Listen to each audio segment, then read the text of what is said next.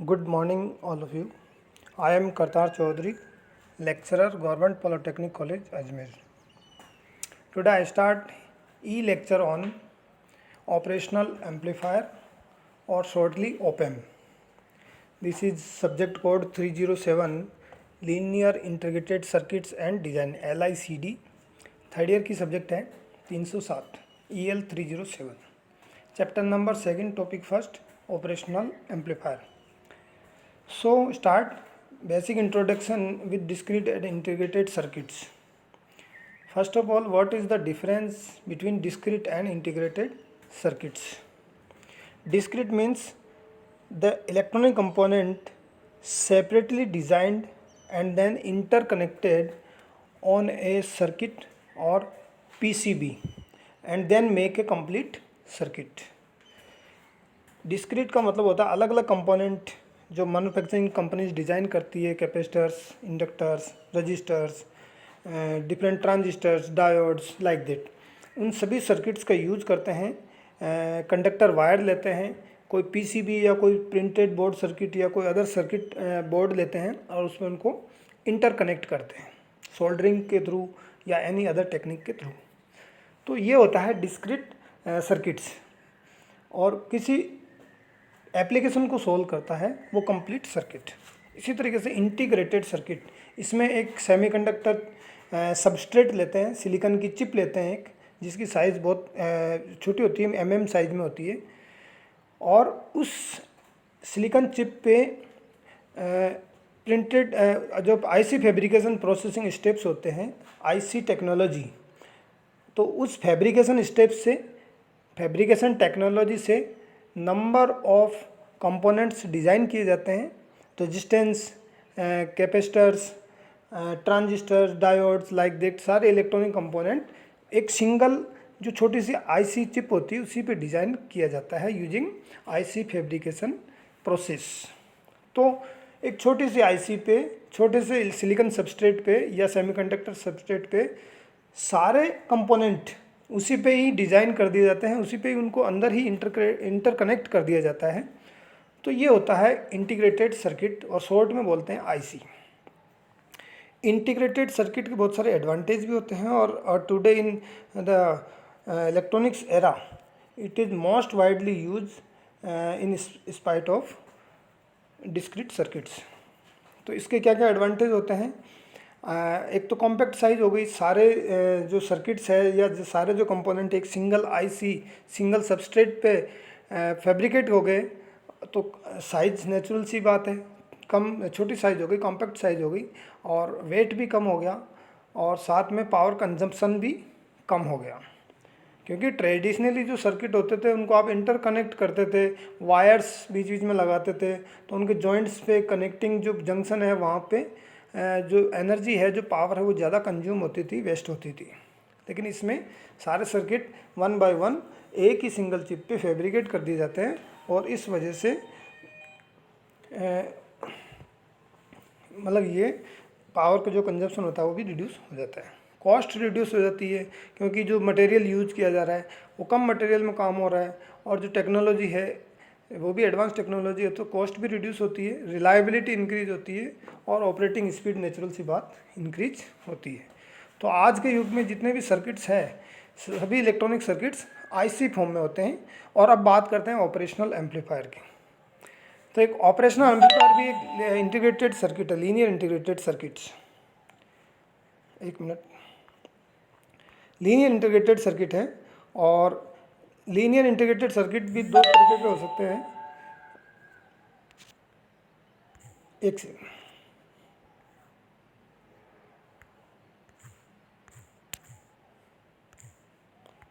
Sorry for disturbance. Linear integrated circuit भी दो तरीके के होते हैं, analog integrated circuits and digital integrated circuits. Analog integrated circuit में आपकी 7/1 आईसी आती है, और इसका मतलब होता है कि जो करंट और वोल्टेज का रिलेशनशिप है वो लीनियर है. लीनियर इंटीग्रेटेड सर्किट एनालॉग को दो टाइप से डिवाइड करते हैं, लीनियर और नॉन लीनियर. नॉन लीनियर को रेडियो फ्रिक्वेंसी इंटीग्रेटेड सर्किट भी कहते हैं, और लीनियर में करंट और वोल्टेज का रिलेशनशिप लीनियर रहता है, मेंटेन रहता है। नॉन लीनियर में इनका जो रिलेशनशिप होता है करंट और वोल्टेज का, वो लीनियर नहीं होता है, अब्रप्टली चेंज होता है, नॉन लीनियर होता है। इसी तरीके से डिजिटल इंटीग्रेटेड सर्किट में जो आईसी होती है उस पर इनपुट आप चाहे एनालॉग दे रहे हो, लेकिन वो एक सर्टेन वेल डिफाइंड लेवल को डिटेक्ट करती है और उसी पे ही प्रोसेस करती है, काम करती है। तो ये हो गया इंट्रोडक्शन ऑफ इंटीग्रेटेड सर्किट। और because IC is also an integrated circuit, एक चिप फॉर्म में होती है। तो व्हाट इज ऑप एम्प, शुरू करते हैं। ऑपरेशनल एम्पलीफायर जो कि एक इंटीग्रेटेड सर्किट होता है और बहुत सारे operations, linear, non linear, mathematical, सारे ऑपरेशन परफॉर्म करता है। एज इट्स नेम ऑपरेशनल, यानी different mathematical operation, non linear operation, linear operation, another operation, सारे तरीके के ऑपरेशन ये परफॉर्म करता है। That's why it is known as operational amplifier, short में बोलते हैं OPAMP, OPAMP। So operational, what is operational amplifier? It is the multi stage direct coupled high gain linear integrated circuit. That is the definition of operational amplifier, in which feedback is added to control its overall response characteristics. इसमें negative feedback या positive feedback भी दिया जा सकता है, जिससे कि इसका रिस्पॉन्स कंट्रोल किया जा सकता है और रिस्पॉन्स को अकॉर्डिंग टू एप्लीकेशंस चेंज किया जा सकता है। ओके, और नाउ द फीचर्स और we can say the point to be considered in respect to OP-Amp। ये जो सारे पॉइंट्स हैं कि इसमें नॉर्मली एक इनपुट या दो इनपुट दिए जा सकते हैं और सिंगल आउटपुट होता है। आईसी में दो इनपुट देते हैं तो डिफरेंशियल मोड कहलाएगा, एक इनपुट देते हैं तो सिंगल एंडेड इनपुट, और आउटपुट बिकॉज एक टर्मिनल से लेते हैं तो सिंगल एंडेड आउटपुट होता है। और दो इनपुट देने पे डिफरेंशियल मोड कहलाएगा, और अगर दोनों इनपुट सेम हो तो उसे कॉमन मोड ऑपरेशन कहेंगे। यानी सेम एम्पलीट्यूड का वोल्टेज दोनों इनपुट पे अप्लाई करते हैं तो आउटपुट नेचुरल सी बात है जीरो होना चाहिए, बिकॉज OP-Amp दोनों इनपुट सिग्नल का डिफरेंस को एम्पलीफाई करता है। और अगर सेम इनपुट अप्लाई करेंगे तो डिफरेंस जीरो होगा, यानी एम्पलीफिकेशन भी जीरो होगा आइडियल कंडीशन में। प्रैक्टिकली इनपुट जो स्टेज है उनकी मिसमैचिंग की वजह से या there are some difference in input signals, कुछ सिग्नल रह जाता है, या नॉइज़ की वजह से आउटपुट पे कुछ वोल्टेज हो सकता है कॉमन मोड के केस में भी, जिसको ऑफसेट वोल्टेज कहते हैं। आउटपुट पे जो वोल्टेज हो जाता है कॉमन मोड सिग्नल देने पे भी अगर आउटपुट मिलता है, उसे आउटपुट ऑफसेट वोल्टेज कहते हैं। और अगर ऐसी सिचुएशन आती है तो कुछ अप्रोप्रिएट वोल्टेज इनपुट पे या फिर पिन नंबर 1 और 5 के बिटवीन में दिया जाता है, जिससे कि आउटपुट को जीरो किया जा सकता है जब इनपुट पे सिग्नल नहीं दिया हो या कॉमन सिग्नल दिया हो। तो ये आगे देखेंगे अपन, और डिफरेंट जो इसकी जो पैरामीटर्स दिए हुए हैं वो भी आगे देखेंगे। Operational amplifier are basic building block of analog circuits, यानी आज लगभग हर सर्किट में कहीं ना कहीं OP-Amp लगा होता है। तो OP-Amp की ये खूबी होती है कि नॉइज़ को रिमूव करता है। OP-Amp एनवायरमेंटल नॉइज़ को रिड्यूस करता है, लगभग एलिमिनेट कर देता है। और साथ में इसका हाई गेन, ये इसका इनपुट इम्पिडेंस बहुत हाई होता है, टेंस टू इन्फिनिटी, और इसका gain, open loop gain tends to infinity, यानी वेरी हाई होता है। तो ये जो कुछ इसके फीचर्स होते हैं ये इसको बहुत पॉपुलर बनाते हैं, और इसी वजह से ये लगभग हर एक जो इलेक्ट्रॉनिक सर्किट्स होता है उसमें इसका यूज किया जाता है। इसके साथ ये DC एम्पलीफिकेशन का कार्य भी करता है, बिकॉज इसमें डायरेक्ट कपलिंग होती है, कैपेसिटर्स का यूज नहीं किया जाता है। और डायरेक्ट कपलिंग की वजह से DC सिग्नल्स को भी ये एम्पलीफाई कर देता है, because capacitor prohibit the DC signal, capacitor की वजह से DC सिग्नल पास नहीं हो पाते हैं, और यहाँ पे कैपेसिटर नहीं लगाते हैं, इसलिए DC सिग्नल्स का एम्पलीफिकेशन आसानी से कर लेता है। यानी OP-Amp is mostly use for AC as well as DC signal amplifications. इसके अलावा जब कैपेसिटर है ही नहीं उसमें तो इसकी एनालिसिस भी ईजी हो जाती है, इसकी बाइसिंग और इसकी कैपेसिटर के एनालिसिस, ये सारी जो फैक्टर है ये इसमें नहीं होते हैं, तो इसकी एम्पलीफिकेशन और इसकी वर्किंग भी आसान हो जाती है। और मोस्ट वाइडली ये यूज होता है, इसकी OP-Amp की जो बैंडविड्थ होती है वो इन्फिनिटी, टेंस टू इन्फिनिटी मानी जाती है। नहीं, DC signal, zero frequency signal से लेके और मोस्ट हाईली फ्रिक्वेंसी सिग्नल को ये एम्पलीफाइड कर सकता है, प्रोसेस कर सकता है। Now symbol and pin diagram of operational amplifier. यहाँ पे आप देख सकते हैं सर्किट में 8 पिन की चिप होती है, 10 पिन की भी होती है और 14 या 16 की एक और मोड होता है, लेकिन मोस्टली आपके जो 741 आईसी जो चिप है वो 8 पिन की यूज़ की गई है सिलेबस के अकॉर्डिंग। और यहाँ पे हम देखते हैं कि 8 पिन लगे होते हैं किसी आईसी में। तो सर्किट डायग्राम आप ठीक से देख सकते हैं। 8 पिन आईसी है जिसमें पिन नंबर 1 पे नेगेटिव ऑफसेट वोल्टेज लगाते हैं अगर ज़रूरत हो तो। पिन नंबर 2 और पिन नंबर 3 ये इनपुट सिग्नल इन पे अप्लाई करते हैं। जैसा मैंने बताया था, अगर सिंगल एंडेड इनपुट है यानी एक इनपुट देना हो तो इनमें से दोनों में से किसी पे भी दे सकते हैं। अगर पिन नंबर 2 पे सिग्नल अप्लाई करते हैं तो आउटपुट का जो पोलरिटी होगी वो इनपुट के रिस्पेक्ट में 180 डिग्री फेज शिफ्टेड होगी, यानी इनपुट पे सिग्नल दिया तो आउटपुट पे सिग्नल नेगेटिव आएगा, दैट इज इन्वर्टिंग इनपुट कहलाएगा ये। और अगर पिन नंबर 3 पे सिग्नल दिया तो जो पोलरिटी इनपुट पे है सेम पोलरिटी आउटपुट पे मिलेगी, यानी नॉन इन्वर्टिंग, ये इन्वर्ट नहीं हो रहा है। पिन नंबर 3 पे सिग्नल देते हैं तो आउटपुट पे इन्वर्ट नहीं होगा, सेम फेज में सिग्नल मिलेगा। हाँ, एम्पलीफिकेशन जरूर होगा और हाईली एम्पलीफाइड होगा because the gain of op-amp that is shown here A, ये जो ए गेन है ओपन लूप गेन, ये बहुत हाई होता है, आइडियल का टेंस टू इन्फिनिटी होता है। पिन नंबर 4 में बाइसिंग लगाते हैं, -VEE नेगेटिव वोल्टेज अप्लाई करते हैं, डीसी वोल्टेज। पिन नंबर 5 में अगर ज़रूरत हो तो positive offset voltage output offset को नल करने के लिए लगाते हैं।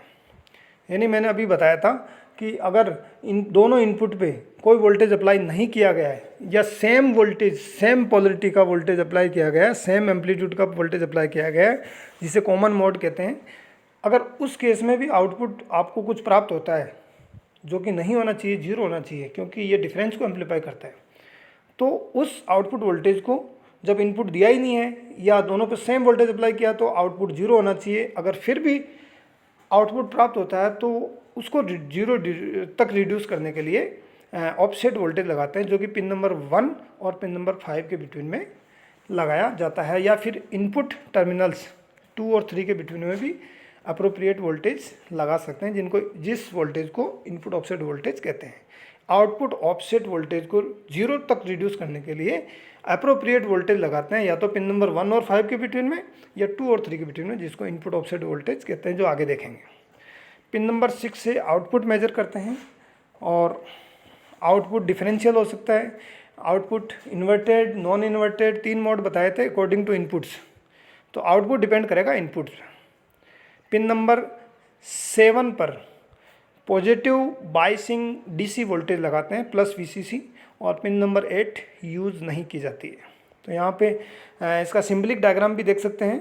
सिम्बलिक डायग्राम में पिन नंबर 2 और 3 पे 2 इनपुट्स दिए, और नॉर्मली पिन नंबर 3 जो कि नॉन इन्वर्टिंग है उस पर V1 मान लीजिए वोल्टेज दे दिया, पिन नंबर 2 जो कि इन्वर्टिंग है उस पर V2 वोल्टेज दे दिया, और A इसका गेन है, ओपन लूप गेन है A, वो ओप-एम्प का गेन है A।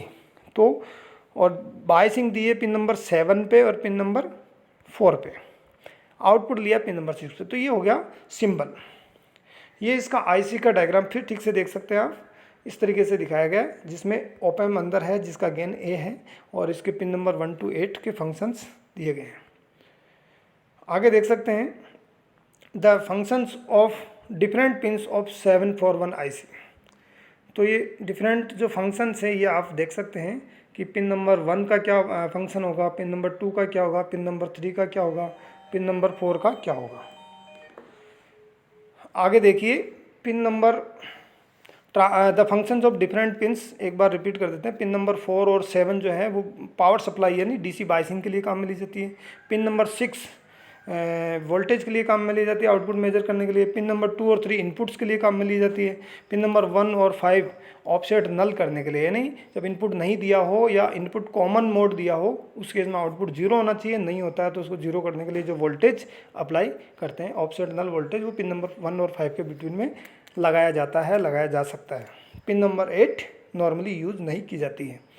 That is the next one equivalent circuit diagram of op-amp. मैं आपको बताता हूँ एनलार्ज करके। Yes, 2 input, inverting input V2 दिया है, नॉन इन्वर्टिंग इनपुट V1 दिया है। पिन नंबर 3 पे V1 वोल्टेज दिया जिसको नॉन इन्वर्टिंग इनपुट कहेंगे। पिन नंबर 2 पे इन्वर्टिंग इनपुट दिया जिसको V2 नाम दे दिया गया यहाँ पे नोटेशन, और दोनों का जो डिफरेंस है वो VID है। दोनों का difference VID, differential input voltage कहेंगे VID को। और RI है ऑप एम्प का इनपुट रेजिस्टेंस। RI जो है, RI है ऑप एम्प का इनपुट रेजिस्टेंस, जो कि वेरी हाई होता है ओपन लूप में, ये टेंस टू इन्फिनिटी होता है। That is output circuitry. यहाँ पे एक डिपेंडेंट वोल्टेज सोर्स लगा है V1 माइनस V2 यानी VID, A इंटू VID। और आउटपुट रेजिस्टेंस R0 कनेक्ट है जिसकी वैल्यू बहुत कम होती है, और आउटपुट मेजर कर रहे हो pin number 6। That is the equivalent circuit of operational amplifier. Next one is also symbolic diagram, and that is pin connection biasing, and that one next one is practical op amp। Practical में RI infinitive नहीं होता है लेकिन very high होता है। Input resistance जो होता है वो वेरी हाई होता है, लेकिन अगर थ्योरेटिकली आइडल बात करें तो इन्फिनेटिव होता है। और इन्फिनेटिव के केस में RI इन्फिनेटिव मतलब जस्ट ओपन सर्किट, ये ओपन सर्किट। R0 प्रैक्टिकली बहुत कम होता है, फ्यू ओम्स या 100 ओम्स या 150 ओम्स के अराउंड। और थ्योरेटिकली आइडियली ये मान लेते हैं कि आउटपुट रेजिस्टेंस 0 होता है यानी शॉर्ट सर्किट। तो ये आइडल ओप एम्प का इंटरनल सर्किट, ये प्रैक्टिकल ओप एम्प का internal circuit. Now ideal voltage transfer curve, आप देख सकते हैं वोल्टेज ट्रांसफर यानी इनपुट से आउटपुट का रिलेशनशिप फाइंड आउट बता रहा है। और इसमें दो रीजन होते हैं, लीनियर रीजन जो कि आपको एक वर्टिकल स्लोप्ड लाइन दिख रही है, और सेचुरेशन रीजन जो कि हॉरिजॉन्टल लाइन दिख रही है ऊपर और नीचे। यानी आउटपुट बाउंडेड होता है सेचुरेशन वोल्टेज में, और सेचुरेशन वोल्टेज डिपेंड करता है आउटपुट वोल्टेज स्विंग रेटिंग में। यानी जब ऑप एम्प डिज़ाइन किया जाता है तो उसकी डिफरेंट सिग्नल रेटिंग भी बताई जाती है मैन्युफैक्चरर के द्वारा। तो लगभग आउटपुट स्विंग रेटिंग जो होती है वो प्लस VCC और माइनस VEE, जो आपने DC बाइसिंग वोल्टेज दिया है या जो ऑपरेटर ने जो डिसाइड किया है मैन्युफैक्चरर ने, उससे हल्का सा कम होता है, प्लस VCC और माइनस प्लस V सेचुरेशन और माइनस V सेचुरेशन। यानी आउटपुट प्लस V सेचुरेशन से आगे एक्सीड नहीं करेगा और माइनस V सेचुरेशन से नीचे एक्सीड नहीं करेगा, इनके बिटवीन में ही रहेगा। और इनके बीच में जो लीनियर रीजन है उसमें VID के प्रोपोर्शनल में V0 होगा, और इससे आगे के रेंज में आउटपुट कांस्टेंट हो जाएगा, भला ही VID की वैल्यू बढ़ती रहे। यहाँ डायग्राम से स्पष्ट पता चल रहा है। तो ये वोल्टेज ट्रांसफ़र करो, आइडल वोल्टेज ट्रांसफ़र करो और प्रैक्टिकल वोल्टेज ट्रांसफ़र करो दिखाया गया है। प्रैक्टिकली कुछ इस तरीके का स्लोप होगा हल्का सा, और स्लोप की वैल्यू A होगी यानी ओपन लूप गेन। और आइडली मैं कहता हूँ कि ओप एम्प का आइडल ओपन लूप गेन है वो इन्फिनेटिव होता है, यानी स्लोप 0 हो जाएगा, और ये एक वर्टिकल लाइन होगी। तो इस तरीके का आइडल का कर्व ये बनेगा, और प्रैक्टिकल कर्व ये आइडल कर्व, और दिस इज प्रैक्टिकल कर्व। आगे देख सकते हैं इसी के बारे में बताया गया है कि जो दो रीजन होते हैं ऑप एम्प का, लीनियर रीजन और सेचुरेशन रीजन। सेचुरेशन रीजन में VID बढ़ने पे नेगेटिवली या पॉजिटिवली बढ़ने के बाद भी आउटपुट कांस्टेंट हो जाएगा, और लीनियर रीजन जो तिरछी स्लेंटेड लाइन है उस रीजन में इनपुट के अकॉर्डिंग आउटपुट वेरी करेगा, यानी आउटपुट प्रोपोर्शनल टू VID, और we can say output is equal to A into VID। यहाँ पे A कांस्टेंट है जिसको कि ओपन लूप वोल्टेज गेन भी कहते हैं, और इसकी वैल्यू आइडियली इन्फिनिटी होती है, प्रैक्टिकली वेरी हाई होती है। A की वैल्यू प्रैक्टिकली वेरी हाई होती है।